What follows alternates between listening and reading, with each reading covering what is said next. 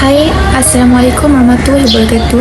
Nama saya Nur Atika binti Muhammad Nazri yang memegang kad matrik KBJ 210810811. Pelajar daripada semester 1 dalam jurusan pendidikan awal kanak-kanak yang merupakan kod BE102.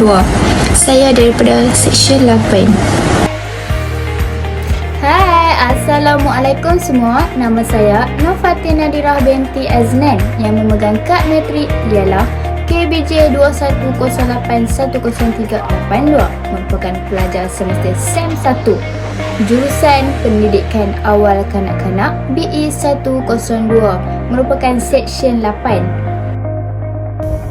Hai, Assalamualaikum. Saya Nur Farina Izzati binti Rahman yang memegang nombor matrik KBJ 210810485, merupakan semester pertama dalam pendidikan awal kanak-kanak BE102 dari seksyen 8.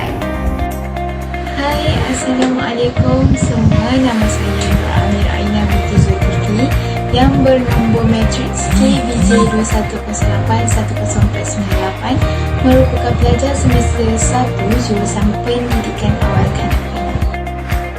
Assalamualaikum, nama saya Nur Ismail Rajah binti Khairi, memegang matrik KBJ 210810626 dan juga merupakan pelajar semester 1 dalam jurusan pendidikan awal kanak-kanak BE102 daripada seksyen 8. Satu masalah kesihatan yang serius di kalangan orang awam. Ia amat serius kerana melibatkan komplikasi penyakit lain yang dikategorikan sebagai penyakit moden. Ia telah menular dalam kalangan kanak-kanak dan masalah obesiti ini akan terus berlarutan memandangkan gaya hidup sihat semakin tidak diamalkan di dalam institusi kekeluargaan. Obesiti adalah berat badan di mana obesiti adalah hasil daripada lebihan simpanan tenaga untuk satu jangka masa yang lama yang akan menyebabkan peningkatan jisim badan. Obesiti merupakan pengumpulan lemak secara berlebihan yang menimbun dalam badan seseorang. Seterusnya, marilah kita teruskan lagi pembentangan kita yang kedua ialah Fatin Nadirah bagi kesan obesiti. Saya akan membincangkan tentang kesan yang mempengaruhi obesiti kanak-kanak ini. Terdapat dua kesan yang mempengaruhi dalam obesiti kanak-kanak. Yang pertama ialah kesan jangka masa pendek. Kanak-kanak dan remaja obesiti berisiko tinggi menghidap pelbagai penyakit kardiovaskular seperti tinggi kolesterol, strok dan angina, asma, diabetes, gout, sakit belakang, gangguan pernafasan, sakit lutut dan pinggang, gangguan pembuangan air kecil, penyakit hati, barah usus dan tekanan darah tinggi.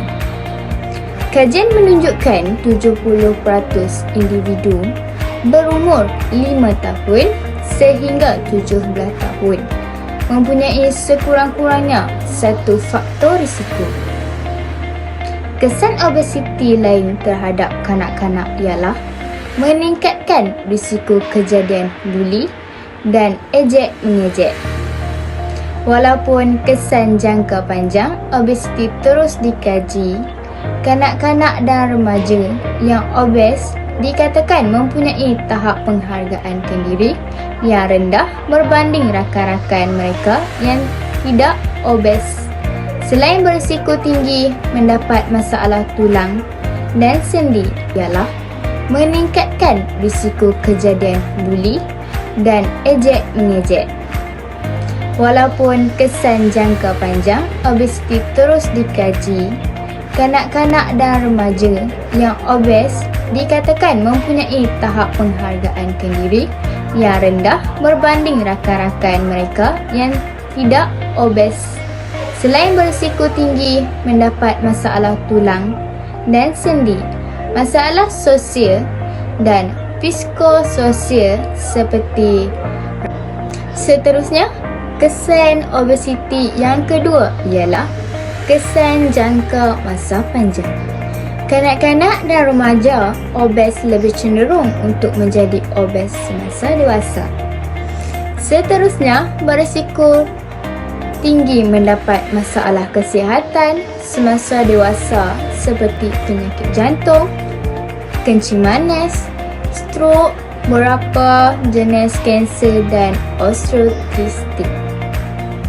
Kajian menunjukkan kanak-kanak yang obes seawal usia 2 tahun mempunyai risiko obes yang tinggi semasa dewasa. Berlebihan berat badan dan obesiti dikaitkan dengan risiko kanser, termasuk kanser payudara, kolon, endometrium dan rahim, esophagus, buah pinggang, beberapa jenis kanser dan osteoartritis. Kajian menunjukkan kanak-kanak yang obes seawal usia 2 tahun mempunyai risiko obes yang tinggi semasa dewasa.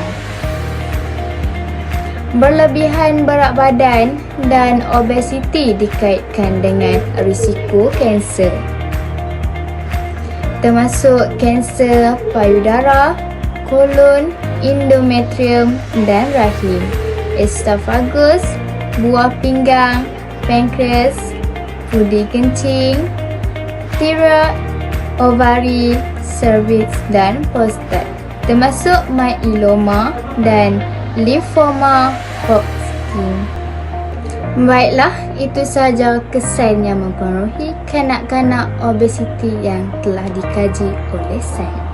Seterusnya, mari kita teruskan dengan pembentangan kita yang seterusnya, iaitu Puan Isha. Bukan cara untuk mengatasi obesiti.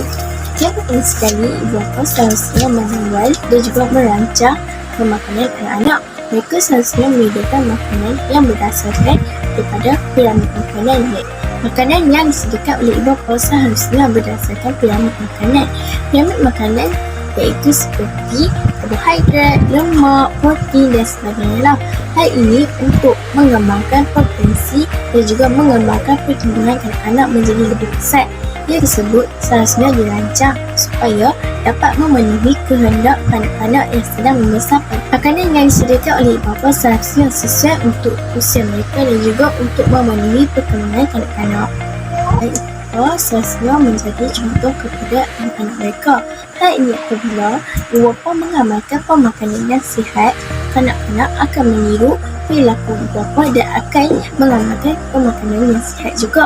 Sekiranya ibu bapa mengamalkan makanan segera seperti KFC, McDonald's dan sebagainya, ia akan juga mempengaruhi pemakanan kanak-kanak. Ini sangatlah penting untuk mengelakkan kanak-kanak dari terpengaruh dengan gaya pemakanan ibu bapa mereka sendiri. Yang terakhir sekali, ibu bapa seharusnya memantau pemakanan anak-anak. Hal ini untuk menekan mereka dari terpengaruh dengan rasa sebaya atau dengan kesekitan mereka. Sebagai contoh, di sekolah, penjual makanan akan menjual makanan yang bergoreng dan juga berlemak, dan ibu bapa berperanan untuk memberi amaran keras untuk tidak membeli supaya dapat mengelakkan berlakunya obesiti dalam kalangan kanak-kanak. Terdapat banyak faktor yang menyebabkan obesiti kepada kanak-kanak. Antaranya ibu bapa yang kurang mengambil berat dalam kehidupan anak-anak yang disebabkan oleh kesibukan dengan pekerjaan sehingga mengabaikan pemakanan anak-anak, serta ibu bapa yang tidak melarang anak-anak mereka daripada pengambilan makanan segera dengan kuantiti yang banyak.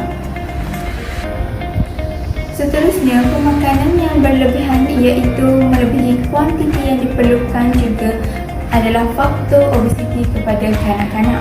Oleh itu, ibu bapa haruslah mengawal pemakanan anak-anak supaya mendapat makanan yang mencukupi untuk seharian serta makanan yang mengandungi serat dan khasiat. Obesiti membawa kesusahan dan mengancam kesihatan kita. Memandangkan kesan akibat obesiti adalah bahaya, mereka yang terlibat langkah-langkah yang sewajarnya untuk menjaga kesihatan tubuh badan mereka kerana kesihatan diri adalah tanggungjawab masing-masing. Malaysia menduduki tempat pertama di kalangan negara ASEAN dan kedudukan ke-6 di rantau Asia Pasifik yang berhadapan masalah obesiti penduduk. Adakah kita mahukan masyarakat Malaysia masa depan yang bulat, boroi dan kurang produktif? Bagi mengatasi masalah ini, penerapan matlamat pendidikan kesihatan menurut Gilles dan Simnett 1986 boleh dijadikan panduan kepada pihak sekolah maupun ibu bapa bagi mengatasi masalah obesiti di kalangan pelajar ini dari terus berlaku. Kita sebagai rakyat Malaysia seharusnya mengambil langkah awal bagi mencegah perkara ini dari terus berlaku. Bak kata pepatah Melayu, sediakan payung sebelum hujan. Jangan sudah terhantuk baru terngadang. Sesungguhnya mencegah lebih baik daripada merawat.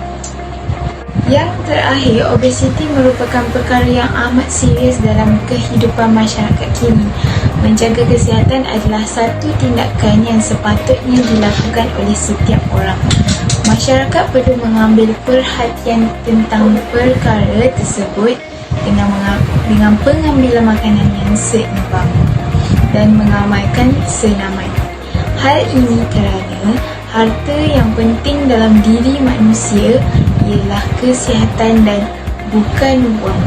Kita boleh hidup tanpa wang, tetapi tanpa kesihatan nyawa kita akan